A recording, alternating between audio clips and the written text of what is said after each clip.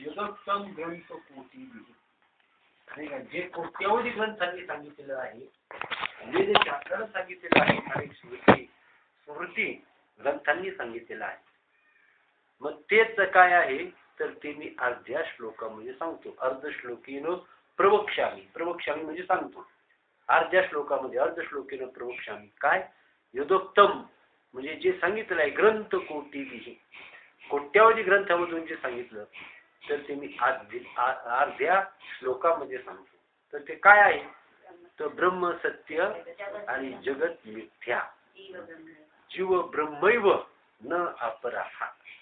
हेच काय करायचं आहे तर हेच सांगायचं नाही का. काय आहे ब्रह्म सत्य आणि जगत, आणि यालाच वेदांत म्हणतात. पहा, वेदांत शास्त्राचा प्रमुख विषय हा एवढाच वेदांत शास्त्राचा प्रमुख विषय आहे. आता वेदांत शास्त्र म्हणजे काय, वेदांत म्हणजे काय, वेदांत म्हणजे उपनिषद, म्हणजे वेदांचा ज्ञान प्रधान म्हणजे जीव ब्रह्माचं ऐक्य सांगणारा जो भाग आलेला आहे वेदामध्ये, मग त्याला काय म्हटलेलं आहे वेदांत म्हटलेलं आहे. त्याला वेदांत म्हणजे वेदाचं शेवटचं सांगणं. जिथं वेदांत संपतो, वेदांत सांगणं संपतं, वेदांना सांगायला काही शिल्लक राहत नाही. आणि ते म्हणजे काय आहे तर जीव ब्रह्माचं ऐक्य. हे काय करायचं आहे तर वेदांना शेवटचं सांगायचं आहे, आणि आपल्याला काय करायचं आहे आपलं ते समजून घ्यायचं. आणि अजून काय आहे की जोपर्यंत जीव ब्रह्माचं ऐक्य समजत नाही तोपर्यंत आपलं दुःख लक्षात घ्यायचं. आपण दुःख नष्ट होत नाही तोपर्यंत दुःख किती म्हणजे त्याच्यामध्ये पुन्हा आलं शब्दज्ञान आलं नाही का. शब्दज्ञान आपलं दुःख निवारण करत नाही, हे आपण लक्षात घ्यायचं. तर इथं अनुभूतीचं ज्ञानच काय करतं आपलं दुःख निवारण करतं आणि आपल्या त्या स्वरूप स्थितीला प्राप्त करून घेतं. अनुभूतीचं ज्ञान शब्द माता असा आहे. पहा पुन्हा विचार काय आहे तर ज्याला आपण परोक्ष ज्ञान म्हणतो. तर परोक्ष ज्ञान जेव्हा काय होतं परिपूर्ण होतं, परोक्ष ज्ञान जेव्हा पूर्णता, परोक्ष ज्ञानाला जेव्हा पूर्णता प्राप्त होते मग तेव्हा त्याचं काय होतं अपरोक्षात त्याचं रूपांतर होतं. म्हणजे परिपूर्ण, आता त्याला परिपूर्ण शब्द आहे बरं का. जर अपरोक्ष ज्ञान जर झालं तर समजायचं आपलं परोक्ष ज्ञान व्यवस्थित होतं. बुद्धीला आकलन व्हायला पाहिजे. बुद्धीला म्हणजे आपल्याला ते कळत नसतं ही गोष्ट काय आहे, ही गोष्ट आपल्या लक्षात येत नाही, इतकी सूक्ष्म गोष्ट आहे. परंतु ज्या अर्थी बुद्धी आपलं काय जोब्रह्मैक्य अजूनही मान्य करत नाही, याचा अर्थ काय त्या बुद्धीला जीव ब्रह्माचं ऐक्य अजून कळलेलं नाही का. ज्यावेळेस तिला जीव ब्रह्माचं ऐक्य निसंदेह कळतं, त्या बुद्धीला निसंदेह कळतं, मग ती स्वतः होऊनच ती काय होते ऐक्य स्वरूपाला पावते नाही का. जेव्हा तिला मग अजून मग पुन्हा ज्ञान आलं त्याला काय म्हणतात तर असंभावना आणि विपरीत भावना, या हे दोन प्रकारचे संशय असतात. असंभावना आणि विपरीत भावना. विपरीत भावना म्हणजे काय, ब्रह्म असून जग दिसतं त्याला विपरीत भावना म्हणायची नाही का, विपरीत भावना आहे. आणि असंभावना म्हणजे काय आहे तर जीव हा ब्रह्म कसा असेल नाही का. प्रमाण जी वेद वाक्य आहेत ती जीव ब्रह्माची एकता प्रतिपादन करतात का द्वैत प्रतिपादन करतात. हे जीव ब्रह्माचं ऐक्य संबंधी संशय निर्माण होतो, मग त्याला असंभावना म्हणतात. आणि हे बुद्धीचे दोष आहेत बरं का.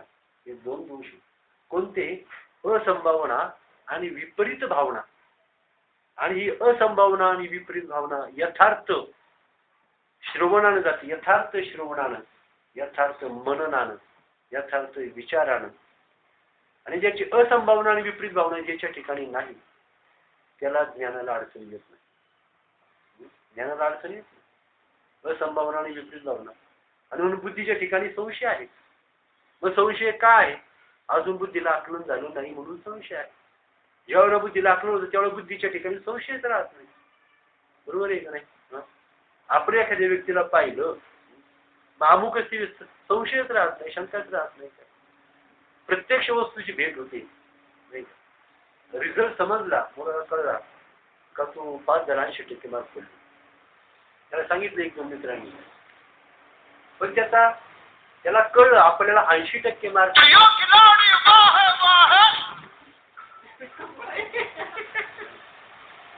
त्याला 80% मार्क आहे ते त्याला कळलं. परंतु ते खरं आहे का असा बुद्धीमध्ये संशय. त्यामुळे काय झालं, त्याला खरा आनंद त्यापासून त्याला झाला नाही. कळलं त्याला. परंतु जेव्हा त्याला हातामध्ये ते मार्क लिस्ट पाहिलं, आता काही संशय राहिला का? काही संशय राहिला नाही. आणि मग तो काय झाला, आनंदाला पुढे मारू लागला, आनंदाने नाचू लागला. त्याचं कारण काही संशय राहिला नाही. आणि म्हणून संशयामुळे घोर अनेक नाही पाप थोर, ही विनाशाची वागुर प्राणी अशी. याच्याकरता काय आहे तर अभ्यासाचा भाग तर आहेच आहे, अभ्यासाचा भाग आहे. परंतु दुसरा जो भाग आहे तो श्रद्धेचा भाग फार बलवत्तर असतो. श्रद्धेचा भाग इतका बलवत्तर असतो ना, इतका बलवत्तर असतो. मग आता शेवटी प्रश्न पडतो की अभ्यास आणि श्रद्धा या दोन गोष्टी असतात परमार्थामध्ये. अभ्यासामध्ये म्हणजे ज्याला आपण साधन म्हणतो, तर त्या साधनामध्ये दोन गोष्टी प्रमुख आहेत. एक म्हणजे अभ्यास आहे आणि दृष्टी म्हणजे दुसरी गोष्ट श्रद्धा आहे. जर श्रद्धा जर नसेल तर अभ्यासही काम देत नाही. अभ्यास काम देत नाही. श्रद्धा जर नसेल तर ऐकलं पण संशय. संशय जर असेल, आपल्या एकमेकाचा जरी संशय असेल तरी व्यवहार होतो का? मग संशय असेल तर दोन माणसं जवळ कधी एकत्र येत नाहीत. अंतःकरणातलं गुज कधी सांगत नाही. आणि मग त्या हरिपाठामध्ये प्रमाणे तपेविन दैवत दिदल्याविन प्राप्त आणि गुजेविन हित कोण सांगे. मग जसं दोघांच्या मध्ये संशय जेव्हा अजिबात जेव्हा संशय नसतो, मग तेव्हा तिथं काय होतं, खऱ्या अर्थानं तिथं रहस्य तिथं उलगडलं जातात, अतिशय महत्वाचे. म्हणून देवानं पाहिलं अर्जुनाच्या ठिकाणी, अर्जुनानं देवाने पाहिलं अर्जुन कसा होता, तो सुमन शुद्ध नव्हता, अरिंदकू अनन्य गती आणि गौप्यही तया प्रती चालविजे सुखे. काही एक शब्द महत्वाचा टाकलेला नाही का. सुमनू आणि चांगल्या अंतःकरणाचा, शुद्धमती, सुमनू शुद्धमती आणि बुद्धी सुद्धा निर्दोष बुद्धी होती. मग इंद्रिय सुद्धा आपलं देह, मग देह शुद्ध करून भजनी भजावे. याच्याकरता देह शुद्ध, जेवणाचं भांड सुद्धा आपल्याला स्वच्छ लागतं का नाही? जेवणाचं भांड स्वच्छ लागतं का नाही? मग ते जर समजा आपण कशाही अगदी खरकट्या ताटामध्ये जर जेवण जर वाढलं तर चालेल का? नाही, ते भांड सुद्धा स्वच्छ लागतं. आणि म्हणून इथं परमार्थाला अंतःकरणाची स्वच्छता, सगळ्याच गोष्टी त्याच्यामध्ये. आपण जर शास्त्राचा व्यवस्थित अभ्यास केला, पुराणांचा जर अभ्यास जर केला, आणि दोन गोष्टी पहा, आता तुम्हाला जे सांगितलं अभ्यास, अभ्यासाकरता श्रुती आहे. अभ्यासाकरता काय आहे? श्रुती. आणि विश्वासाकरता पुराण आहे. पुराण काय करतात तर विश्वास दृढ करतात, आणि श्रुती काय करतात तर अभ्यास दृढ करतात. आणि म्हणून श्रुती आणि स्मृती ह्या दोन गोष्टी कशा आहेत? महत्वाच्या. तर तेव्हा आणि आपल्याला ज्ञानही जे होतं, तर मी तुम्हाला अनेक वेळा सांगितलं ह्या गोष्टी लक्षात घ्यायच्या. श्रुती, युक्ती आणि अनुभव. श्रुती, युक्ती, तीन गोष्टींनी ज्ञानाची पूर्णता तयार होते. श्रुती खरोखर त्याला मग आपण माऊलीच एका ठिकाणी सांगितले. माऊली म्हणतात का तो प्रतिपाद्य ईश्वर पावया गोचरू श्रुतीचा निरंतर अभ्यास करणे. श्रुतीचा निरंतर अभ्यास करणे किंवा ब्रह्मज्ञान जरी कळे उठाउठी तरी का हिमपुटी वेद शास्त्री. आहे का नाही? ब्रह्मज्ञान जरी कळे उठाउठी तरी का हिमपुटी वेद शास्त्री. शास्त्राचे भांडण तपतीर्थाटन उर्वीचे भ्रमण यासाठी जप यासाठी तप व्यासेही आमुप ग्रंथ केले नाही का. यासाठी काय आहे? यासाठी संत पाय हे सेवावे. यासाठी संत पाय हे सेवावे. तरीच चरावे चुका म्हणे. मग याच्यासाठी काय सांगितलं आहे म्हणून तर श्रद्धा. आता भगवद्गीता कशामध्ये मोडते? श्रुतीमध्ये मोडते. भगवद्गीता श्रुतीमध्ये मोडते बरं का. कारण भगवंताच्या मुखातले जे शब्द त्याला श्रुती म्हणतात. भगवंताच्या मुखातले जे शब्द प्रत्यक्ष परमात्म्यानं सांगितलेले शब्द काय त्यात पॉवर असेल का नाही? भगवंताच्या मुखातले जे शब्द आहेत ते अज्ञान घालवणारे आहेत, देवाचं कल्याण करणारे आहेत. आणि म्हणूनच श्रुती सांगितल्या आणि अभ्यास. पण अभ्यासही दृढ अभ्यास केला, अभ्यास भरपूर केला. आणि अभ्यास भरपूर करून जर तुम्हाला पाहता जर श्रद्धा जर नसेल तर श्रद्धा जर नसेल म्हणून तर विश्वास तो करी स्वामीवरी सत्ता आणि सकळ भोगिता होई त्याची. आणि मग अजून सुद्धा भगवद्गीतेमध्ये कसेच वचन आलेले आहे, अश्रद्धाना पुरुषा धर्मशास्त्र परंत अप्राप्य माम निवर्तनते मृत्यू संसार वर्तमनी. अश्रद्धाना ज्याची माझ्या ठिकाणी ज्याची श्रद्धा नाही का, म्हणजे अनुग्रह घेताना ही फार महत्वाची गोष्ट. नाही तर अनुग्रह घेऊच नाही. उलट काय होतं तर तुम्हाला एक गोष्ट माहिती आहे का की स्वातीचा पाऊस शिंपल्यामध्ये पडला की मोती होतात. आणि तो स्वातीचा पाऊस सर्पाच्या तोंडामध्ये जर पडलं तर त्याचं विष होतं. नाही आता किती असं काय म्हणजे आश्चर्य वाटतं की गहन ज्ञान कसं काय सांगितलं बरं. निसर्गाचा आधार घेऊनच सांगितलं का मनामनीचं नाही. मनामनीचं नाही. खरोखर स्वातीच्या पावसानं मोती होतात यात अन्यथा नाही आहे का? अन्यथा याच्यामध्ये. आणि त्या स्वातीच्या पावसानं विषय होतं यातही अन्यथा नाही काही नाही का. मग बरं आता एक चांगला विचार करायचा तुम्हाला सांगतो. तर स्वातीचा पाऊस आणि इतर पाऊस काय फरक आहे? तेच पाणी ना. पाण्यामध्ये काय फरक आहे का? समुद्राचंच पाणी आलं फक्त 4 महिन्यापूर्वी पडलं, 1 महिन्यानंतर पडलं, फक्त काळाचा भेद. पण एकाला स्वातीचा पाऊस म्हटले आणि एक तो अवांतर पाऊस आहे. मग स्वातीच्या पावसात काय शक्ती अशी, काय ताकद अशी, काय शक्ती अशी? मग तो विषय असा आहे, स्वातीचा पाऊस म्हणजे संतांच्या मुखातले शब्द, अमृतवाणी. मग ती अमृतवाणी भगवत साधू संत म्हणजे सामान्य नाही. संत म्हणजे ब्रह्मज्ञानाची साक्षात परिपूर्ण मूर्ती.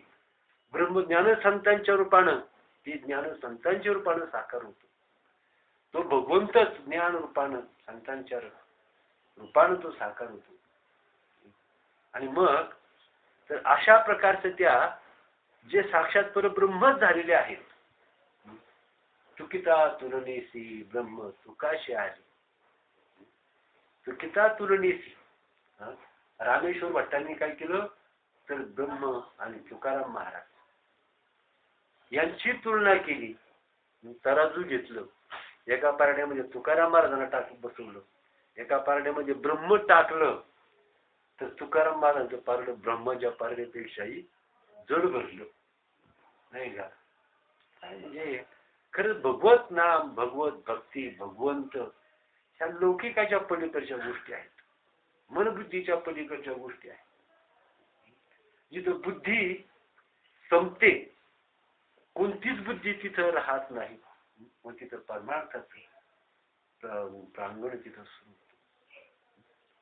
आणि म्हणूनच काय सांगितलं की हे जे शब्द असतात, स्वातीचा पाऊस म्हणजे संतांच्या मुखातले शब्द, आता ते अमृतवाणी. मग ती अमृतवाणी जेव्हा शिंपल्यामध्ये पडते, लक्षात घ्या आता पुन्हा शिंपल्यामध्ये, म्हणजे तो सुद्धा काय असावा लागतो, जे ज्ञान कानावर पडतं तो शिंपला असला पाहिजे. ते ज्ञान समुद्रामध्ये पडलं, जमिनीवर पडलं, इकडे तिकडं महाराणावर पडलं, व्यर्थ जात. परंतु शिंपल्यामध्ये पडतं नाही का, शिंपल्यामध्ये पडतो तो शिंपला असावा. आणि तो शिंपला सुद्धा कसा असावा, उपडा असावा. उपडा म्हणजे चातकासारखा असावा. कधी एक एक शब्द कानावर पडतोय, एक एक शब्द कानावर पडतोय आणि प्राणापेक्षाही आतुर होऊन तो शब्द तो जिंकतोय, असा तो शब्द. नाही का. माझी स्वातीचा पाऊस, त्यामध्ये तो शिंपला, आणि तोही बंदा शिंपला शिंपला नको, वाट पाहणारा शिंपला. त्यामध्ये ते स्वातीचा थेंब पडतो, आणि थेंब पडला की तो काय करतो, लगेच मिळतो. म्हणजे मिळतो शब्द अर्थ. तो शिंपला मिळतो, एकदम तळाला जातो आणि जड होतो, तळाला जातो, आणि मग तिथं तळाला मोती होतात. मोती वर होत नाहीत. मोती कुठे असतात, तर समुद्राच्या तळाशी ती मोती असतात. अशा प्रकारचा शिंपला आहे. मग आता विचार करा. आता मग काय सांगितलं की हा जो स्वातीचा पाऊस आहे, स्वातीचा पाऊस, तर तो स्वातीचा पाऊस काय झाला, मोती झाला. तो स्वातीचा पाऊस काय झाला, तर इकडं तिकडं माळ रानावर पडला, नद्यांच्यावर पडला, शेतांच्यावर पडला. फार झालं तर पाहिली ज्वारी जास्त पिकल, नाही का, हुलगेमड जास्त पिकते, यापेक्षा जास्त काही होणार नाही.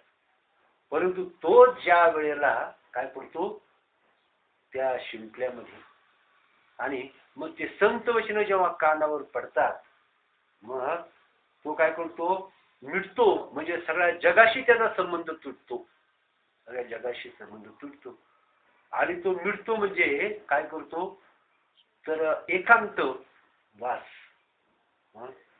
मन बुद्धी इंद्रिया सगळ्यांना तो आवडतो, आणि तो एकदम अंतर्मुख होतो, एकदम अंतर्मुख होतो.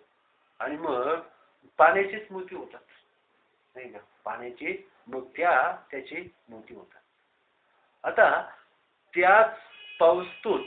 मग आता शिंपल्यामध्ये काय शिकाय, मशिनरी आहे का तिथं, काय शिंपल्यामध्ये मशिनरी, मोती बनवणारी मशिनरी नाही तिथं. पण तिथं काय होतं, त्याचे मोती मारले होतात. आणि तर तेच काय होतात, ज्या वेळेला तर सर्प असतो, मग त्या सर्पाच्या तोंडामध्ये तो ज्या वेळेला ते पडतात, मग त्यावेळेला ते काय होतं, सर्पाच्या तोंडामध्ये पडला. मग आता विचार करा, मग हे अशाच प्रकारचं आहे हे जे साधू संतांनी, भगवंताने सांगितलेलं ज्ञान, साधू संतांनी केलेला उपदेश. एक तर त्याचे मोती होतात, एक तर वाया जात. एका वेळेला मोती नाही झाले तरी चालेल, एका वेळेला वाया गेलं तरी चालेल, परंतु विष मात्र त्याचं होऊ नये, नाही का, विष होऊ नये. आणि मग हा प्रश्न साधा आहे का, तुम्ही विचार करा, विष जर झालं तर ते चांगलं आहे का. आणि म्हणूनच अंतःकरण म्हणजे याच्याकरता मला काय सांगितलं, विश्वास, ज्याला आपण श्रद्धा म्हणतो, ज्याला आपण विश्वास म्हणतो. म्हणून जोपर्यंत विश्वास निर्माण अंतःकरणामध्ये विश्वास निर्माण होत नाही, तर तोपर्यंत त्यानं काय, तर तिकडे जाण्यामध्ये म्हणजे संतांना शरण जाण्यामध्ये जाऊच नाही, संतांना शरण जाऊच नाही. अनन्य भाव म्हणून बघा सांगितलं भगवंताने अर्जुनाचा उपदेश केला. तर अर्जुन कसा होता, म्हणू शुद्धमती, अनिंदकू अनन्य गती. अनन्य म्हणजे, अनन्य याचा अर्थ की नदी जी असते ती नदी समुद्राशिवाय ती मध्ये पुढे थांबत नाही. तर एक आश्चर्य पहा, तर समुद्रापासून आपण पाहतो पाणी कुठून येतं तुम्हाला माहिती, पण त्यातही आपण काही बारकाव्याने काही रहस्यांचा विचार करायचा आहे. आता हे जे आपण ऐकतो काय बुद्धीला विचार करण्याकरता आहे का, गमती नाही, काय विचार करण्याकरता आहे, काय मार्ग काढण्याकरता आहे. मग ते समुद्राचं पाणी समुद्राचं, आणि ते ढगांच्या रूपाने येतं, पावसाच्या रूपाने खाली पडतं, आणि खाली पडल्यावर ते काय करतं, ते खाली पडल्यावर लगेच परतीचा प्रवास सुरू करतो. जिथून आलं तिकडे जाण्यासाठी लगेच का वर्ष 2 वर्ष थांबतं ते पाणी, कधीही थांबत नाही. त्याला प्रतिबंध झाला तरच थांबतं पाणी, आणि प्रतिबंध दूर झाला का ते पाणी वाहतच असतं, आणि पाणी जे वाहतं ते समुद्राकडेच वाहत असतं. एवढं लक्षामध्ये घ्या, पाणी समुद्राकडेच, आणि ते समुद्रापासून येतं आणि जमिनीवर पडल्याबरोबर पुन्हा ते व्हायला लागतं. कशाकरता व्हायला लागतं, तर ते समुद्राकडे जाण्यासाठी व्हायला लागतं. समुद्राशिवाय पाण्याला दुसरी गती नाही. म्हणून बाबा सांगायचे, आणि ते काही खोटं नाही, ते कशाकरता सांगायचे, बाबा कशा करता सांगायची आणि हा विषय आपला फार वेळा झालेला आहे, परंतु मी 1000 वेळा जरी ऐकलं तरी त्याच्यामध्ये काही फरक पडत नाही. तर जेव्हा माय लेकराचं नातं निर्माण होतं ना, माय लेकराचं नातं, आता तुम्ही सांगा जेव्हा माय लेकराचं नातं निर्माण होतं, आई जेव्हा मुलाला जवळ घेते, आईच्या ठिकाणी अहंकार असतो का? असतो का? ते मूल जेव्हा आईच्या मांडीवर जातं, आईच्या गळ्यात पडतं, मुलाच्या ठिकाणी अहंकार असतो का? मग तिथं काय असतं? अहंकार नाही, तिथं अहंकार नाही, तिथं केवळ तिथं प्रेम असतं. जिथं प्रेम आहे तिथं अहंकार नाही, आणि जिथं अहंकार आहे तिथं प्रेमही निर्माण होऊ शकत नाही. नाही का? अहंकार तिथं प्रेम निर्माण होऊ शकत नाही. तीच आई किंवा ती महिला गल्लीमध्ये जाऊ द्या, काय होतं? अहंकार येतो का नाही? आणि तेच मूल गल्लीमध्ये जाऊ द्या दुसरीकडे, अहंकार येतो. मग तर तशाच प्रकारे तर सगळ्या जगाला कर्दमकाळ ठरणारा सिंह असतो, पण तोच सिंहाचं पिलू तिच्या जवळ आले होते, काय होतं? ते त्याला प्रेमानं घेतो. आणि म्हणूनच काय म्हटलेलं आहे, अनन्य गती, म्हणून जो मज होई अनन्य शरण. अनन्य शरण म्हणजे ज्याचं जीवन केवळ भगवंता करताच राहिलेलं आहे, अशा प्रकारचं. तर तेव्हा आता म्हणून 2 गोष्टी सांगितलेल्या आहेत आपल्याला या ज्ञानाच्या आड येणाऱ्या किंवा सहाय्य करणाऱ्या. या 2 गोष्टी कोणत्या? अभ्यास आणि श्रद्धा. तर अभ्यासाची जी गोष्ट आहे ती श्रुती बळकट करते. अभ्यासाची बाजू श्रुतीमुळे बळकट होते, आणि श्रद्धेची बाजू काय होते? तर पुराण जे असतात त्या पुराणाच्या मुळे बळकट होते. आणि म्हणून संतांची चरित्र जेव्हा आपण ऐकतो तेव्हा त्याला उपासना म्हटलेली आहे त्याला. आणि म्हणून ज्ञानाच्या पूर्वीची 2 साधनं बरोबर सांगितली आहेत, कर्म आणि उपासना. बरोबर आहे, कर्म आणि उपासना. कर्माने अंतःकरणाची शुद्धी होते. सहज तुम्ही विचार करा, चांगली कर्म जो मनुष्य चांगली कर्म करतो त्याचा अंतःकरण शुद्ध झाल्याशिवाय राहतं का नाही? शुद्ध अंतःकरणाला निष्काम कर्म हा एक प्रभावी आणि एकमेव उपाय सांगितलेला आहे. शुद्ध अंतःकरण शुद्ध नाही ते तर बोध करेल काही. अंतःकरण शुद्ध नसताना किती ज्ञान आत्मज्ञान जरी त्याने ऐकलं तरी ते प्रतिफलित होत नाही. शुद्ध अंतःकरणाशिवाय खडकावर बीज कधी उगवतं का? खडकी जैसे वर्षले आगी माझी पेरले, कर्म मानी देखील स्वप्न जैसे. खडकावर पेरलं कधीही उगवत नाही, स्वप्नासारखं ते व्यर्थ असतं. अग्नीमध्ये पेरलं कधी उगवत नाही. मग अशुद्ध अंतःकरणानं जोपर्यंत आपण श्रवण म्हणून आपल्या काकड्यामध्ये त्या अभंग आलेला आहे पहा. तर शुद्ध काय आहे? महामळे मन होते जे गादले, शुद्ध चोखाळले स्फटिक जैसे. महामळे मन होते जे गादले म्हणजे महामळानं, मलिनतेनं, अशुद्ध विचारांनी, वासनांनी अंतःकरण जे ग्रासलं गेलेलं आहे ते श्रवणानं काय होतं? शुद्ध चोखाळले स्फटिक जैसे. नाही का? मग श्रवणाची वाट चोखाळली शुद्ध, आणि गेले भेदाभेद निवारून. आणि म्हणूनच त्याच्याकरता काय सांगितलेलं आहे? कर्मानं अंतःकरणाची शुद्धी. आणि उपासनेनं काय होते? उपासना म्हणजे पुराण वगैरे त्याने अंतःकरणाची स्थिरता, म्हणजेच अभ्यास म्हणजे अंतःकरणाची शुद्धता. शास्त्र ग्रहण करायला जे अंतःकरणाची जी पात्रता लागते तर ते कशानं? पुराणांच्या साहाय्यानं. मग आता बऱ्याच वेळा लोक रिव्हर्स होतात, आपल्या मार्गामध्ये रिव्हर्स होतात. त्याचं कारण काय? काहीतरी पुण्य फळले बहुता दिवसा, भाग्य उदयाचा ठसा, झालो सन्मुख तो कैसा, संत चरण पावलो. एक विचार जर केला तर बहुत सुकृताची जोडी म्हणूनच विठ्ठल आवडी. संतांची वचन आहे, संतांची वचन खोटी नाही. बहुत सुकृताची जोडी आणि म्हणून विठ्ठल आवडी. जन्मजन्मी आम्ही बहुपुण्य केले आणि तेव्हा हे विठ्ठले कृपा केली. मग तेच पुण्य फळले बहुता दिवसा, भाग्य उदयाचा ठसा, मग झालो न सन्मुख तो कैसा. आणि ईश्वरी कृपा, ईश्वरी कृपा जेव्हा होते, आधी ईश्वरी कृपा होते, ईश्वरी कृपेपेक्षा सद्गुरूचे आज ईश्वरी कृपा होते, आणि त्याच्यानंतर मग संत कृपा होते. ईश्वरी कृपेनंतर मग ईश्वरी कृपा काय? संतांची भेट होणं ही ईश्वरी कृपा आहे. मग अशा प्रकारे काय सांगितलं आहे तर अभ्यास आणि श्रद्धा या दोन गोष्टी इथं महत्वाच्या आहेत. तर पाहता तर मागचा श्लोक जो आपण पाहिला होता तर यास्तव या अडचणी लक्षात आणून ती प्रकृती ब्रह्माच्या सत्तेने सत्तायुक्त होणारी अर्थात जड स्वतः सत्तारहित इत्यादी वेदोक्त लक्षणे युक्त आहे. आता आपल्याला काय करायचं आहे तर उजळा वया आलो वाटा तर खरा खोटा निवाडा. खरं म्हणजे काय करायचं आहे आपल्याला तर जी जाणते ती आता प्रकृती म्हणजे काय तर इथं काय सांगितलं पहा तर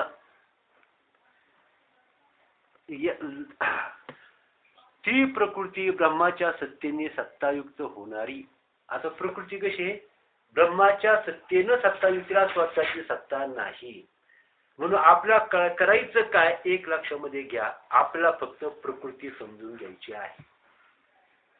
मग जी गोष्ट आता अजून एक तुम्हाला एक सांगतो जी गोष्ट सत्य असते ती घालवण्यासाठी क्रियेची गरज असते. सत्य गोष्ट घालवण्यासाठी क्रियेची गरज असते. परंतु जी गोष्ट सत्य नसते त्याला भ्रम म्हणतात. काय? जी गोष्ट सत्य नसते तिला काय म्हणतात? भ्रम म्हणतात. आणि भ्रम घालवण्यासाठी क्रियेची गरज नसते तर तिथं ज्ञानाची म्हणजे समजण्याची तिथं गरज असते. म्हणून भ्रमासाठी शास्त्र आहे. आता उदाहरण पहा म्हणजे तुमच्या उदाहरण लक्षात येईल. खरोखरचा निघालेला साप मारण्यासाठी काठीची गरज आहे. सत्य वस्तू घालवण्यासाठी वस्तूची साधनाची गरज असते नाही का. तिथं ज्ञानेश्वरीचं पारायण करून तो सर्प जाणार नाही का. जाईल का? ज्ञानेश्वरीचं पारायण करून प्रबोधाचं आवर्तन करून तो सर्प जाईल का? त्याला काठीच काढले पाहिजे. आता दुरीवर भासला सर्प आहे तिथं किती काठ्या पाहिजेत? अख्ख्या ट्रक भर जरी काठ्या असल्या तरी त्या काठ्याने तो सर्प काठीची तिथं गरज नाही. तिथं गरज कशाची आहे? ज्ञानाची गरज आहे. कारण तो भ्रम आहे. म्हणजे सत्य वस्तूची निवृत्ती करण्याकरता क्रिया लागते आणि मिथ्या वस्तूची निवृत्ती करण्याकरता ज्ञानाची गरज आहे. इथं आपल्याला काय झालेलं आहे पहा. आता काय झालेलं आहे तर नसलेलं जग या ठिकाणी म्हणून आपण नेहमी विषय असतो. पहा आता विषय कसा आहे. ब्रह्म आत्मज्ञान आहे. चांगदेवाला आत्म्याचं ज्ञान होतं परंतु तोच आत्मा चांगदेवाला ब्रह्मत्वानं कळलेला नव्हता. म्हणून आता तर देहापुरता विचार केला तर आत्मा असतो. देहापुरता आत्मा असतो आणि जगाच्या दृष्टीनं काय असतं? जगापुरता ब्रह्म असतं. देहामध्ये व्याप्त तो आत्मा असतो. जगामध्ये व्याप्त ते ब्रह्म असतं. आता पुढे पहा की देहातला आत्मा घ्यायला जावं तर देह आडवा येतो. देहातला आत्मा घ्यायला जावं तर देह आडवा येतो. जगातलं ब्रह्म घ्यायला जावं तर जग आडवं येतं. आणि म्हणूनच काय करायचंय? आडवं काय येतं पहा. आता तुम्हाला सांगतो. आपण दूध आणि पाणी एकत्र करून ठेवलं. आता ते जर निवडायचं जर म्हटलं त्याला दुसरा कोणताही उपाय नाही. हा उपाय त्याला कोणता? त्याला उपाय काय आहे? राजहंसच पाहिजे त्याला नाही का. राजहंसाशिवाय ते कोणी वेगळं करू शकत नाही. राजहंसच पाहिजे. जगामध्ये कोणीही नाही त्यांना वेगळं करणारा राजहंस. आता राजहंस कोणत्या देशामध्ये असतो? कुठं आहे असा राजहंस? असे राजहंस असते तर गव्हर्नमेंटने अगदी मोठे हे धंदे सुरू केले असते नाही का. असा राजहंस आहे का? म्हणून श्रुतीने ज्या 5 गोष्टी सांगितलेल्या आहेत राजहंस एक आणखी म्हणजे ब्रह्म आत्मज्ञान दृढ करण्यासाठी पटवून देण्यासाठी समजून देण्यासाठी काय सांगितलं आहे तर अमृत सांगितलं, चिंतामणी सांगितला, कल्पवृक्ष सांगितला, त्यानंतर कामधेनू सांगितली आणि परी सांगितला. ह्या ज्या 5 वस्तू आहेत त्या कशाकरता सांगितल्या आहेत तर ब्रह्मज्ञान दृढ करण्या. ह्या वस्तू जगामध्ये कुठेही आपल्याला मिळणार नाही, कुठेही सापडणार नाही. जगामध्ये कुठेही जा ह्या वस्तू नाहीच. परीस मिळून कुठं परी जरी मिळालं जागतिक बँकेला काळजी आहे का काही? नाही का? आहे का? मग चिंतामणी आहे का कुठं? अहो एवढासा चिंतामणी मिळाला तर हिटलरला सुद्धा काळजी नव्हती. एवढा मोठा हिटलर जगावर त्यानं हे केलं पण तो हिटलरचा सुद्धा अंत अतिशय वाईट झाला नाही का. चिंतामणी कल्पवृक्ष जी कल्पना करेल ती देणारा कल्पवृक्ष आहे. असा कल्पवृक्ष कुठं नाही. परंतु या सगळ्या गोष्टी ज्या असतात एक एक वस्तू एक एकच आपल्याला हे एक एक जे सांगितले ते एकच इच्छा पूर्ण करतं. कल्पवृक्ष फक्त कल्पलेल्या वस्तू देतो. चिंतामणी फक्त चिंता दूर करतो. परीस फक्त सोनं करून देतो. अमृत फक्त मृत्यूपासून बाहेर काढतं. आणि अजून कामधेनू मागेल त्या वस्तू देते. काम जो काम तो काम पुरवणारी इच्छा पुरवणारी कामधेनू नाही का. एवढी एक एकच इच्छा असतं. परंतु संत मात्र काय करतात याच्या ह्या सगळ्यांच्या पलीकडे सद्गुरूंचं सामर्थ्य आहे नाही का. त्या सगळ्यांच्या पलीकडे सामर्थ्य आहे. आता राजहंस जो सांगितलं तो राजहंस कशा करता आहे. राजहंस फक्त हे वेगळं करण्याकरता. मग तशाच प्रकारे आपल्याला काय करायचं आहे तर ना आता एक तुम्हाला सांगतो विषय इतका गहन आहे की आपल्याला काय करायचं आहे तर म्हणजे दोन भूमिका मांडलेल्या आहेत. इथं शास्त्रानं दोन भूमिका मांडलेल्या आहेत. दोन भूमिका अशा मांडलेल्या आहेत का जग नाहीत. पहिली भूमिका अशी पहिली भूमिका काय आहे याला म्हणायचं अजातवाद नाही का. जगाचा अत्यंत अभाव याला अजातवाद म्हणतात. हा शास्त्रानं सांगितलेला आहे. आणि दुसरा जो सांगितलेला आहे तर तो म्हणजे तर आता अजातवाद पटायला कोट्यावधीतून एखादा असतो अजातवाद पटण्यासाठी.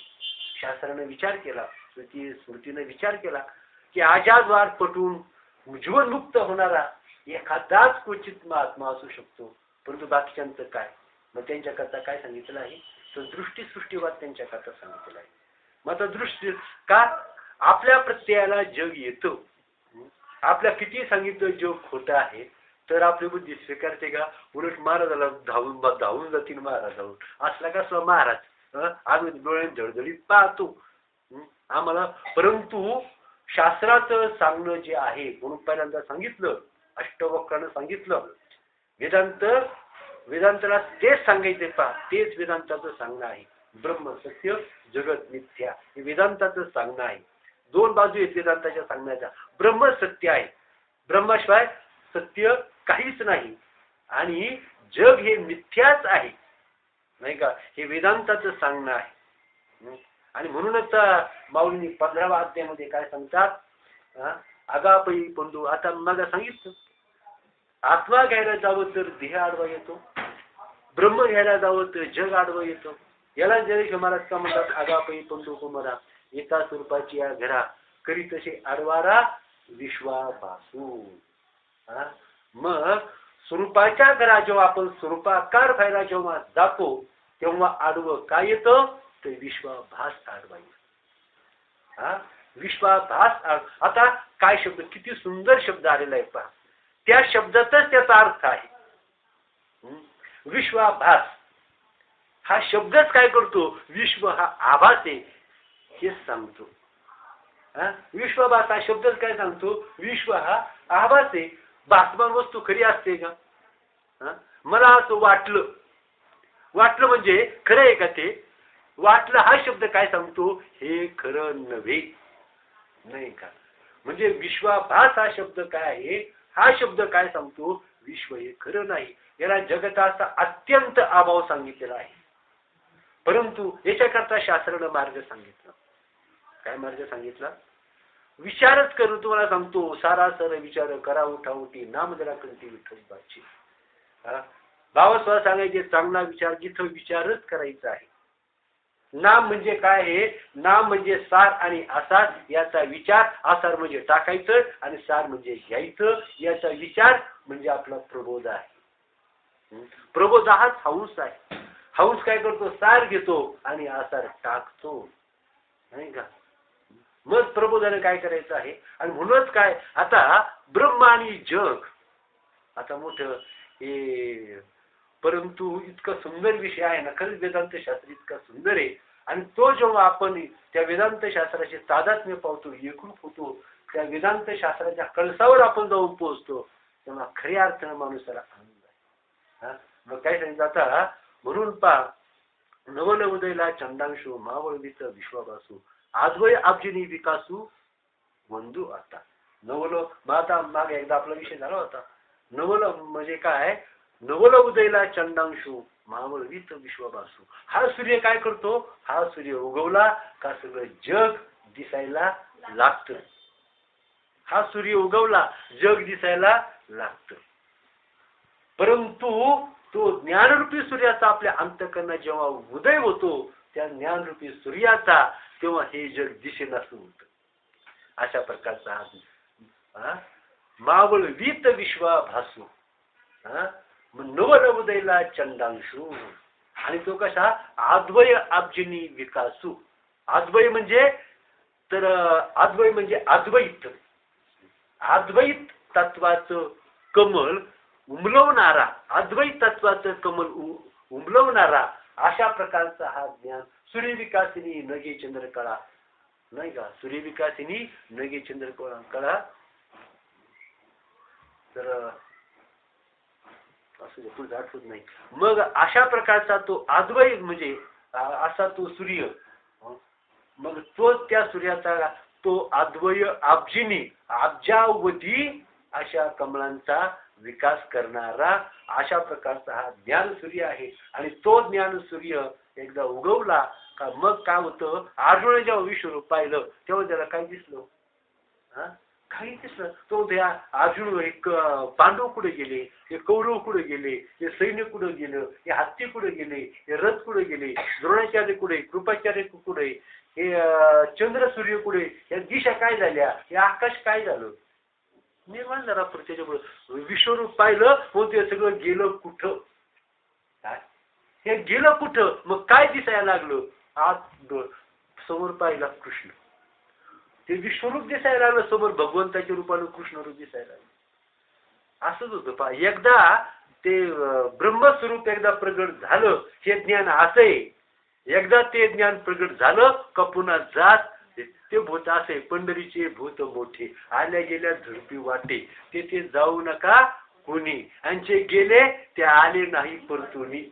जे तिथं जातात ते झपटल्याशिवाय राहत नाही. पंढरीचे भूत मोठे, पंढरीचं म्हणजे या पंढरीचं, हे ज्ञानरूपी भूतानं या हे जेव्हा ऐक्याला पावतं ह्या विठ्ठलाशी, नाही का, तो जीव जेव्हा ऐक्याला पावतो, म्हणून त्याला जो ऐक्याला पावतो तो पुन्हा तुका पंढरीशी गेला आणि पुन्हा जन्म नाही आला. आपली किती बारी नाही का. मग तशा प्रकारे आता आपला विषय काय घ्यायचा आहे. मग माऊलीने सांगितलं की हे आपल्याला जगाचा भात आपल्याला हे करायचं आहे. काय तर आगापी पंडुकुमारा येता स्वरूपाचे जरा करी तसे आडवारा विश्वाभासू. आणि म्हणून तर करुणी संसार वाव स्पष्ट सांगितलंय. आपलं नाही पटू द्या. बाबा सांगायचे माझं पटत नाही ना, ज्ञानेश्वर जाऊ खटला भरा असं काही नाही. एक काम करा, एवढ्या ओळी खोडून टाका ज्ञानेश्वरीतल्या, नाही तर फाडून टाका त्या ओळी, काट मारा त्याच्यावर. कशा करतं मग बरं तुमचं आमचं जाऊ द्या. ज्ञानेश्वर महाराज तिथं कोण चॅलेंज करणार आहे ज्ञानेश्वर महाराजांना, कोणी चॅलेंज करेल त्यांना. म्हणून अजातवाद सांगितला, जगताचा अत्यंत अभाव सांगितला. जगताचा अत्यंत अभाव. तो शिष्य जेव्हा गुरूंच्या जवळ जातो आणि तो म्हणतो हे श्री गुरु मी तुम्हाला शरण आलो आहे आणि म्हणून मला तर ह्या दुःखातून तुम्ही बाहेर काढावं, या शोक सागरातून बाहेर काढावं आणि मला अत्यंत अशा प्रकारचा आनंद, अत्यंत अशा प्रकारचं सुख, जिथं दुःख नाही तर त्या आनंदाची प्राप्ती मला करून द्या, नाही का. असा तो शिष्य आपण गुरुकडे जातो असं बोलत नाही, पण आपली इच्छा हीच असते. बरोबर आहे का नाही. इच्छा हीच असते. मग ते श्री गुरु त्याला उपदेश करतात. काय उपदेश करतात. हे शिष्या तर तुझ्या आत्मस्वरूपाच्या ठिकाणी, सुंदर आहे बरं का, म्हणजे उपनिषदातच हे शिष्या तुझ्या आत्मस्वरूपाच्या ठिकाणी जगदादी संसार कधी झालाच नाही, नाही का. जगदादी दुःखरूप संसार कधी झालाच नाही आणि तुझे म्हणतोस या शोकातून पार पडावं, हा तुझा भ्रम आहे, नाही का. हा तुझा भ्रम आहे. म्हणजे तुझ्या आत्मस्वरूपाच्या ठिकाणी म्हणजे तुझं आत्मस्वरूप आहे तिथं जगदादी दुःख रूप संबंध निर्माण झाला नाही. तू जे म्हणत आहेस ते भ्रमाने म्हणत आहेस. अजातवाद सांगितलं. जो अधिकारी आहे, मग असे अधिकारी असतात, असे अधिकारी. आणि त्या माऊलीने त्यांचंही वर्णन केले. काय वर्णन केले? काना वचनाची भेटी सरिताच पै किरटी वस्तू होऊन उठी कवनू एकू. काना वचना आहेत असं तुम्हाला समजू खरोखर साधी गोष्ट नाही. साधी गोष्ट नाही. ते ज्ञान असं असतं ना, तर ते अंड जे असतं ना, त्या अंड्यामध्ये पिलू ते बाहेर याचा टाइम झाला की 1 सेकंद सुद्धा आतमध्ये थांबत नाही. 1 सेकंद सुद्धा आतमध्ये ते थांबत नाही, लगेच बाहेर पडतं. तसं त्या ज्ञानाला सुद्धा दम निघत नाही. पहा, ते ज्ञान जेव्हा उद्याला येऊ लागतं त्या ज्ञानाला सुद्धा दम निघत नाही. उदाहरण आहे वामदेवाचं. वामदेव आईच्या गर्भात होता आणि आईच्या गर्भात तेवढं सुद्धा त्याला ज्ञानाला दम, आईच्या उदरातून बाहेर येण्यापूर्वी सुद्धा त्या ज्ञानाला दम निघला नाही. आईच्या उदरातच त्या वामदेवाला आत्मज्ञान प्राप्त झालं. आईच्या उदरातच प्राप्त झालं. नाही का? मग कसं आहे, तर तेवढा सुद्धा त्याला दम निघत नाही त्या ज्ञानाला. आणि म्हणून आता इथं काय सांगितलेलं आहे, तर म्हणून कानावचनाची भेटी सरिसाच पै किरटी वस्तू होऊन उठी. मग ज्याचं अंतःकरण तर चांगदेव असा होता, चांगदेव पहा कोणता. म्हणून ज्ञानाच्या आड येणार तुम्हाला सांगतो आता सोप्या भाषेमध्ये सांगायचं. सोप्या भाषेमध्ये तर ज्ञानाला आड येणार मन आहे. काय आहे? मनच आहे. ज्ञानाला दुसरं काहीही आडवं येत नाही. परवा दिवशी मी तुम्हाला विषय सांगितला, बृहस्पतीचा विषय सांगितला. आपल्या ताईंच्या घरी, तुमच्या घरी बृहस्पतींचा विषय सांगितला. कुणाचा? चंद्र. तर चंद्र जेव्हा बृहस्पतींच्या घरी गेला, त्या बृहस्पतीने त्याला ज्ञानदान केलं, भरपूर त्याला ज्ञान दिलं. परंतु कशी कालगती असे कसं दुर्दैव असतं. तर त्या चंद्राचं काय झालं, गुरुपत्नीच्या ठिकाणी त्याचा वासना निर्माण झाली. नाही का? गुरुपतीच्या ठिकाणी त्या चंद्राला वासना निर्माण झाली. आणि मग अशा प्रकारची वासना निर्माण झाल्यानंतर मग अशा ठिकाणी वासना निर्माण व्हावी का? नाही का? मग तेव्हा तर त्यानं विचार केला. पण शहाणी माणसं चुकतात बरं का, नाही असं नाही, पण विचार जे विचार करत नाहीत ते मूर्ख. चुका होऊ द्या. आता मूर्ख कोण म्हणजे किंवा गुन्हेगार कोण असतो, मूर्ख कोण असतो? चूक होते तो मूर्ख नव्हे. चूक होते ही चूक नाही, पण ती चूक दुरुस्त न करणं ही चूक आहे. नाही का? मग त्या चंद्राच्या मनामध्ये विचार आला, ज्या महात्म्यांनी आपल्याला एवढं भरभरून ज्ञान दिलं, स्वतःच्या जीवाची पर्वा केली नाही, अंतःकरणाचं ज्ञानाचं भंडार त्यांनी आपल्या पुढे खुलं केलं, आणि आपली वासना आपण किती निंद्य. त्यांनी विचार केला एक का त्या मनामुळे घडलं. मग तेव्हा त्यांनी सांगितलं, सगळ्या जगाला उपदेश केला, माझा एकच संदेश म्हणे काय, हे मन इतकं निंद्य आहे, या मनाचा मी धिक्कार करतो. या मनाचा मी धिक्कार करतो. ज्या मनानं मला इतकं आदब पातळीवर आणून ठेवलं, या मनाचा मी धिक्कार करतो. कुणी? त्या मनानं. या ठिकाणी त्यानं हे करावं. जिथं जेवायचं तिथंच कोणते कृत्य करावं का? ती जागा, जेवायची जागा वेगळी, बैठीची जागा वेगळी. आणि म्हणून त्यानं काय केलं, तर त्याचा धिक्कार केला. कशाचा धिक्कार केला? मनाचा धिक्कार. म्हणून सर्व अनर्थाशी मनची कारण दुजा दोष होणे काय होते. हेच पुढे काय, सर्व अनर्थाशी मनची कारण. दुसऱ्याला कशालाच दोष, आमकेला देऊ नका, तमकेला देऊ नका, याला देऊ नका, फक्त मनालाच कारणे. आणि म्हणून तुम्हाला सांगतो, मनाचा लय करणं याला ज्ञान म्हणायचं, आणि मनाचा लय न करणं याला अज्ञान म्हणायचं. मग तुम्हाला सांगतो, साधू संत त्यांनी काय केलं, खरोखर मनाचा लय केला. काय केला? आणि मन हे काय आहे? साचेची पुरती विरा, जरी नये स्वप्न जागरा, तरी ब्रह्मभाव साचो करा म्हणून येतात. हे मन. आता एक उदाहरण पहा. मन जेव्हा सुषुप्तीमध्ये जातं, हे ज्या वेळेला मन सुषुप्ती, मन बुद्धी इंद्रिय सुषुप्तीमध्ये जातं, तेव्हा जग नसतं, चांगलं नसतं, वाईट नसतं, पाप नसतं, पुण्य नसतं, सुख नसतं, दुःख नसतं. फक्त मन सुषुप्तीमध्ये जातं. एवढं एकच कारण. मना आणि सुषुप्ती जातं म्हणजे मनाचा अज्ञानात लय होतो. लय कशामध्ये होतो? अज्ञानामध्ये लय होतो. मग त्या मनाचा नुसता अज्ञानात लय झाला तरी पाप पुण्य संपलं. किती साधी गोष्ट आहे. मनाचा लय झाला, पाप नाही, पुण्य नाही, सुखही नाही, दुःखही नाही, चांगलं नाही वाईटही नाही, हे नाही ते नाही. आणि मग ती ब्रह्मस्थिती सांगितली, इदंतेशी वाढले जे मी पणे विन धारिले, ते रूप पाहे आपुले आपणची, इदंतेशी वाळिले. मी पणे विन, मन आणि मी वेगळा आहे का? तुम्हाला सांगतो, हे ब्रह्म म्हणजे काय तर आत्मस्वरूप जे आहे ना, तर जे स्फुरण, जे भगवंताचं जे स्फुरण आहे, ब्रह्मरूपाचं जे स्फुरण आहे, तर तोच मी आहे. ब्रह्मरूपाचं जे स्फुरण, तर तोच मी.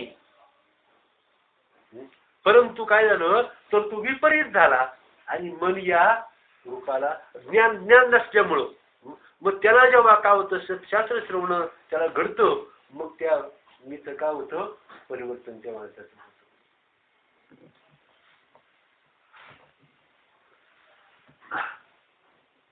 मग आता एक आपल्याला काय सांगायचं होतं, तर तो अजातवाद सांगितला, पण अजातवाद जर पटला तर ठीक आहे, परंतु अजातवाद सहसा पटत नाही. आणि म्हणून काय सांगितलं आहे, दुसरा दृष्टीसृष्टीवाद. आता दृष्टीसृष्टीवाद काय आहे अजून एक तुम्हाला सांगतो. म्हणूनच आपलं पडतं गाव, माझं तर डोकं फार खराब झालं होतं, खरंच भयंकर खराब झालं होतं. का दृष्टीसृष्टीवाद काय सांगतो, ज्या वेळेला आपल्या वस्तू दिसते, पाहता तुम्हाला माझं म्हणणं आज पटणार नाही, परंतु एक वेळ असा येईल, एक दिवस असा येईल, त्या दिवशी ह्या म्हणण्याची सत्यता वाटेल आणि तो आपल्या आयुष्यातला भाग्याचा दिवस असेल.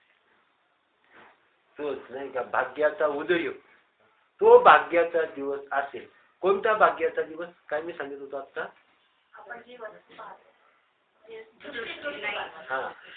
दृष्टीसृष्टीवाद. तर वस्तू जेव्हा पाहतो तेव्हाच ती कधी निर्माण होते, जेव्हा पाहतो तेव्हाच ती निर्माण होते. म्हणजे त्या वस्तूचं ज्ञान आणि वस्तूची उत्पत्ती त्याला काय म्हटलेलं शास्त्रामध्ये शब्द, त्याला युगपत असा शब्द आहे, युगपत. एकाच वेळी निर्मिती होती त्यांची. जी वस्तू जेव्हा ज्ञान होतं तेव्हाच ती निर्माण झाली. त्याला माहिती जोपर्यंत दृष्टी आहे, वृत्ती आहे.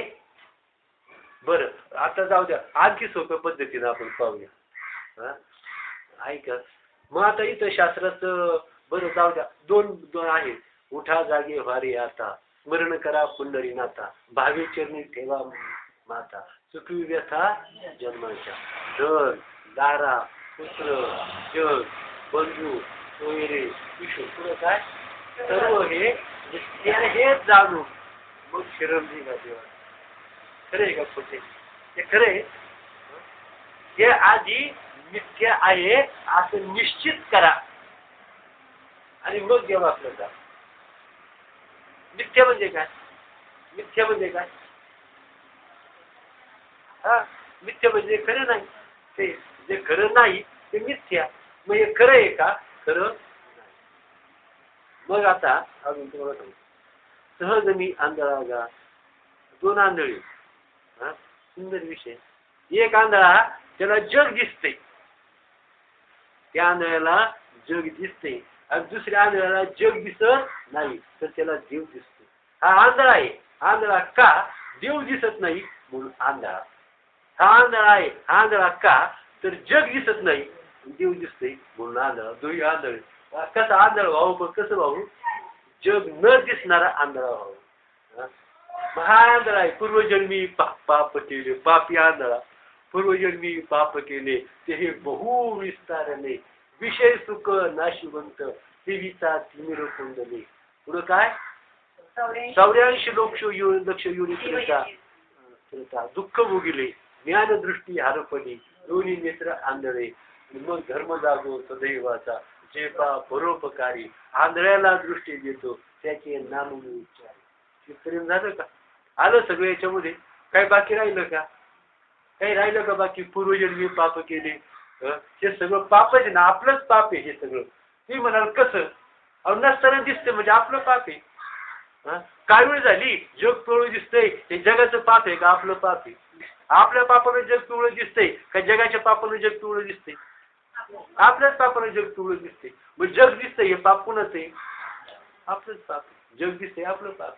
मग पूर्वजन्मी पाप केले ते बहुत विषय सुख नाशिवंत सेविता तिमिर कोंदले.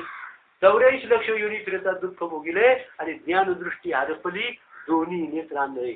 आता हा आंधळा पहा काय आंधळा आहे. सहज मी आंधळा गा पण कसा निज निराकार पंथे. कोणत्या पंथानं चालले. निज पंथानं चाललोय आपण दुसऱ्याच्या पंथानं चाललोय. कुठं चालले तुम्ही. मी येतो चला तुमच्या बरोबर. सहज मी आंधळा गा निज निराकार पंथे. निज पंथ निज निराकार आणि तो पंथ कसा आहे निराकार. निज निराकार पंथ तुझं काय. सहज मी आंधळा गा निज निराकार. वृत्ती हे निवृत्ती झाली जनन दिसे पेथे नाही का. आणि मी माझे हरपले ठाई दिल्लीच्या. अदृश्य जे होते दृश्य जे होते ते अदृश्य झाले नाही का. आणि मी माझे हरपले मी आपलं बापरे अदृश्यतेची झाले काही दृश्य जे होते आणि मी माझे हरपले ठाई जेठीच्या तेथे नाही का. सहज मी आणि सुखे मी निजलो गा शून्य सारून तेथे त्रिकुट शिखरी गा दान. हा विषय घ्यायचा आपल्या याच्यामध्ये हा विषय. तर सुखी मी निजलो गा शून्य सारून तेथे त्रिकुट शिखरी गा दान मिळा इथे. आपला तो पुढे विषय घ्यायचा आहे कारण तो महत्वाचा आहे. शून्यांचा विषय तो आहे. आणि म्हणून आता पुढे काय सांगितलं तर म्हणून माऊलींनी 15व्या अध्यायामध्ये सांगितलं की करुणी संसार वाहू स्वरूपी अंते ठाऊ वय अध्याय 15वा. 15वा अध्याय काय कशा करता आहे. जग मिथ्या ठरवण्यासाठी 15वा अध्याय आहे. जे तुला दिसतंय हे खरं नाही हे ठरवण्याकरता बुद्धीवर ठसवण्याकरता हा 15वा अध्याय आहे. ज्ञानेश्वर महाराजांना विचारा 15वा अध्याय कॅन्सल झाला तो चालू तेवढा. मग आता जर स्वतः आपल्याला असं म्हणलं का सहन होत नाही का सहन होईल का. हा म्हणून सर्व अनर्थाशी मनाचं कारण दुजा दोष होणे का होते. पुढं काय करुणी अभ्यास मन घ्यावी हाती मग जावे पंथी सज्जनांच्या नाही का.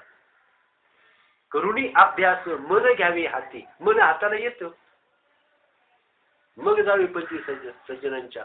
सर्व भावी भक्ती तरीच घडलं पडेल हे मन स्थिरावणी. गणपा पुढं तर ब्रह्माच्या सत्तेने सत्तायुक्त होणारी जड स्वतः सत्ता रहित इत्यादी वेदोक्त लक्षणांनी वेदांनी ह्या प्रकृतीची लक्षणं केलेली आहे. प्रकृती स्वतः जड आहे त्याच्यानंतर स्वतःची सत्ता तिला नाही आणि जड आहे आणि सत्ता रहित आहे आणि ब्रह्माच्या सत्तेनं चालणारी आहे. आता पहा आपण नेहमी विषय पाहतो आपल्याला प्रकृती. आता ज्ञानेश्वर महाराजांनी काय सांगितलं 7व्या अध्यायामध्ये एक चांगलं लक्षात घ्या तुम्ही. ते म्हणतात अर्जुना तुला ब्रह्म सांगण्याकरता मी काय करतो तर काय ते उभी 7व्या अध्यायामध्ये मज समग्राते जाणशी आईशी. तू अर्जुना मला परमात्म्याला जर संपूर्ण जाणायचं असेल मज समग्राते जाण्याची आईशी तर हातीचे रत्न जैसे कसं तर हाताने रत्नासारखं जर तुम्हाला जाणू इच्छित असेल तैसे तुझं ज्ञान सांगेल तैसे विज्ञानाशी. हा मग तुला मी ज्ञान सांगेल कसं विज्ञानाचं येत मनुष्य विज्ञानी काय करावे. तू म्हणजे विज्ञान म्हणजे काय. विज्ञान म्हणजे काय भूतभौतिक ज्ञान या पंचमहाभूतांचं ज्ञान जगाचं ज्ञान प्रपंचाचं ज्ञान याला म्हणायचं विज्ञान. येत मनुष्य विज्ञाने काय करावे ऐशे घेशी जरी मनोभावे तरी पै जाणावे लागे तेच पाठी. असं जरी तुला वाटलं तरी बाबा तुला आधी प्रकृतीचाच विचार करावा लागणार आहे कारण प्रकृतीचा विचार केल्याशिवाय तुला ते ज्ञान जाणता येणार नाही. मग ते ज्ञान कोणतं तरी तया नाव ज्ञान. ते ज्ञान तया नाव ज्ञान येर प्रपंचू हे विज्ञान. मग दोनच गोष्टी जगामध्ये आहेत. एक आत्मज्ञान आहे आणि हा प्रपंच आहे. एक जग आहे आणि ब्रह्म आहे. ह्या दोनच गोष्टी जगामध्ये आहेत. जगामध्ये दोनच गोष्टी एक ब्रह्म आहे आणि एक जग आहे. मग जगाचा निराश करायचा आहे आणि ब्रह्माची प्राप्ती होते. ब्रह्माची प्राप्ती कधी होते जगाचा निराश करायचा. ध्येयाच्या निराशे काळजीया काया आणि माझी आईशी काया जगू नये. आणि संतांची स्थिती तशी होते का नाही संतांची स्थिती तशी होते, देहभाव सर्व जाय मग विदेही. जोपर्यंत देहभाव आहे तोपर्यंत आत्मसुख नाही. आत्मसुख कधी? देहभाव गेल्यानंतर. मग अजून माऊली एका ठिकाणी म्हणतात पहा की सांडुनी अंगीची खोळी, नाही का, सांडुनी अंगीची खोळी सरपरी गाली या पाताळी मग त्वचे ते कोण सांभाळी तैसे झाले. सांडुनी अंगीची, मग सर्प आपली कात टाकतो आणि कात कुठे टाकले पाहायला परत जातो. मग त्या कातीचा त्याला पूर्ण विसरण्यास संबंध तो कल्पना सुद्धा करत नाही, संबंध सुद्धा ठेवत नाही. मग तशा प्रकारे देह आणि आत्मा यांचा संबंध नाही. आणि हे समजून घ्यायचे, प्रकृती समजली, तुम्हाला सांगतो, प्रकृती आत्मा समजला का प्रकृतीचा आपोआप निराश होतो. प्रकृतीचा निराश झाला का तो आत्मा आपोआप प्रकाशित होतो. ही प्रकृती आहे आणि हे पुरुष आहे. प्रकृती आणि पुरुष आहे. आणि पाहता प्रकृती आणि पुरुष यांचा विचार करता प्रकृतीचा जेव्हा संकोच होतो, प्रकृतीचा संकोच होते, प्रकृती भाव, प्रकृतीचं ज्ञान जेव्हा नष्ट होतं, मग तेव्हा पुरुषाचं म्हणजे ब्रह्मत्व अनुभवला येतं. आणि ब्रह्मत्वाचा जेव्हा संकोच होतो, ज्ञानाचा जेव्हा संकोच होतो, मग तेव्हा जगत तिकडे जगत, मग देवाचा संबंध तिथं राहत नाही. आणखी तुम्हाला विषय सांगतो, तर प्रकृती पुरुष आणि परमात्मा, प्रकृती पुरुष आणि परमात्मा हे जर समजून घ्यायचे असेल तर कसे पहा, तर दिवस आहे आणि रात्र आहे. दिवसाला पुरुषाच्या ठिकाणी समजायचं. आता ब्रह्मस्वरूपावर प्रकृती पुरुषांचा खेळ चाललाय. प्रकृती पुरुष जे अमृतानुभवाचा पहिला प्रकरण, ज्याला प्रकृती म्हणतात, पुरुष म्हणतात. आणखी सोप्या भाषेत सांगतो, प्रकृती आणि पुरुष हे आकाश आहे. आकाशात वायू आहे आणि वायूमध्ये जी जाणीव आहे, आकाशामध्ये वायू, आकाश हे ब्रह्माच्या सारखं. वायू हे स्फुरण, आकाशातलं स्फुरण ही माया. आकाशामध्ये जसं वायू निर्माण होतो तसं ब्रह्मामध्ये स्फुरण होतं. ब्रह्मामध्ये स्फुरण झालं, आकाशात स्फुरण झालं. आकाशाचं स्फुरण म्हणजे वायू, ब्रह्माचं आकाशाचं स्फुरण म्हणजे वायू आणि ब्रह्माचं स्फुरण म्हणजे माया. मग त्या वायूमध्ये जी जाणीव असते, वायूमध्ये जी जाणीव, तसं ब्रह्मस्फुरणामध्ये ही काय असते, या ब्रह्माचं जे स्फुरण होतं त्या स्फुरणामध्ये जी जाणीव असते, तर त्याला पुरुष असं म्हटलेलं, त्याला ते पुरुष तत्व असं म्हटलेलं. म्हणजे आता त्यालाच भगवंत काय म्हणतात, चेतना, नाही का. तर या देहामध्ये जी चेतना आहे तर तीच त्या ठिकाणी आहे. मग आता हेच प्रकृती, आता ह्याच ब्रह्मस्वरूपावर प्रकृती म्हणजे आता पहा, अज्ञान जेव्हा निर्माण होतं, अज्ञानी जगाच्या दृष्टीनं त्यांना अनुभव जगाचाच अनुभव आहे, देवाचा अनुभव नाही. म्हणजे तिथं देवच नाही, सगळं काय आहे, जग आहे. मग तिथं काय झालं, तर प्रकृतीचा विकास झाला, ब्रह्मत्व पावलं. कशावर घडलं? जसं समुद्रावरच लाटांचा खेळ चालतो, तसं ब्रह्मस्वरूपावर प्रकृती पुरुषाचा खेळ चालतो. म्हणजे जेव्हा कधी ज्ञान उदयाला येतं, प्रकृती लोप पावते. त्यानंतर अज्ञान उदयाला येतं, ज्ञान लोप पावतं. ज्ञानाचा उदय पुरुषाचा खेळ, पुरुषाचं उत्थान. अज्ञानाचा उदय, नाही का, अज्ञान मायेचा उदय आणि मग पुरुषाचा म्हणजे ज्ञानाचा, देवाचा लोप. मग हा ज्ञानाचा लोप, ब्रह्मज्ञानाचं उदय होणं, ब्रह्मज्ञान नष्ट होणं, हाच प्रकृती पुरुष आहे आणि ब्रह्मायोग हे चालतं. आता हे समजून घ्यायचं कसं, दिवस आणि रात्र. दिवस आकाशाच्या ठिकाणी समजायचा, पुरुष या ठिकाणी समजायचा. रात्र एकाच्या ठिकाणी समजायची, प्रकृती या ठिकाणी समजायची, नाही का. आणि सूर्य कसा आहे, तर ब्रह्म, सूर्य हा ब्रह्म आहे. मग आता रात्र आणि दिवस येतात आणि जातात, परंतु सूर्य मात्र कसा आहे, जसाच्या तसाच आहे. सूर्यामध्ये काही फरक पडत नाही, परंतु दिवस आणि रात्र येतात आणि जातात. मग तशा प्रकारे ब्रह्म जसच्या तसंच आणि दिवस आणि रात्र येतात जातात, तसं प्रकृती पुरुषाचा खेळ चालतोच आहे. तुमच्या ठिकाणी, प्रत्येकाच्या ठिकाणी पाहता हा प्रकृती पुरुषाचा खेळ प्रत्येकाच्या ठिकाणी चालतो. हा खेळ कुठे चालतो, प्रत्येक देहामध्ये तुमचं ज्ञान उदयाला येतं, मग तिथं पुरुष भावाचा विकास झाला, प्रकृती भावाचा संकोच झाला.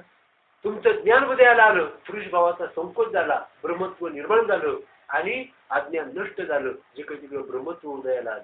यांच्या ठिकाणी काय झालं समजा तर प्रकृतीचाच विकास झाला, ब्रह्मत्वाचा पुरुषत्वाचा संकोच झाला आणि मग देवच नाही, मग